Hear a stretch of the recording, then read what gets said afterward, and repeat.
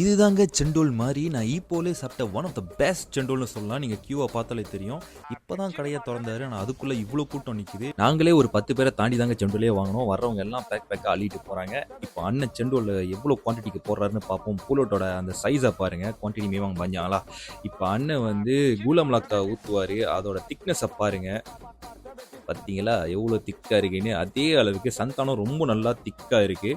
And இந்த சந்தானம் வந்து தண்ணி கலக்காத 100% சந்தான் டேஸ்ட் ரொம்ப சூப்பராக இருந்துச்சுங்க. அந்த ஐஸ் கட்டிலாம் அப்படி உள்ள தூக்கி போட்டு டப்புன்னு ஒரு அடி அடிச்சாரு பாருங்க. ஸ்டைலாக போட்டு கொடுத்தாங்க. வீட்டுக்கு 2 ஆல்ரெடி புங்கோஸ் பண்ணியாச்சு. ஆனால் கடைக்கு 4 பேர் போயிருந்தோம். ஸோ 4 பேரும் தனித்தனியாக ஆர்டர் பண்ணியிருந்தோம். எனக்கு செண்டூரில் பூலோட் போட்டால் பிடிக்காது. ஸோ பூலோட் வச்சதை தம்பிக்கிட்ட கொடுத்தாச்சு. அண்ட் இப்போ அந்த செண்டூர் ட்ரை பண்ணி பண்ணலாம். பார்த்தீங்களா பூலோட் எவ்வளோ பெருசாக போட்டிருக்காங்கன்னு. Quantity minimum Panjala. சாப்பிட்டு பார்த்ததுக்கப்புறம் வாவ் அருமையாக இருந்துச்சுங்க.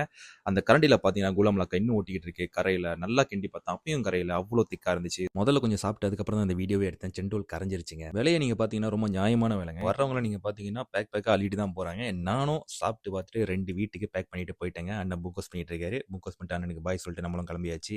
Peace out. இப்போ இருந்தீங்கன்னா வந்து ட்ரை பண்ணி பாருங்க செண்டோல் மாரி.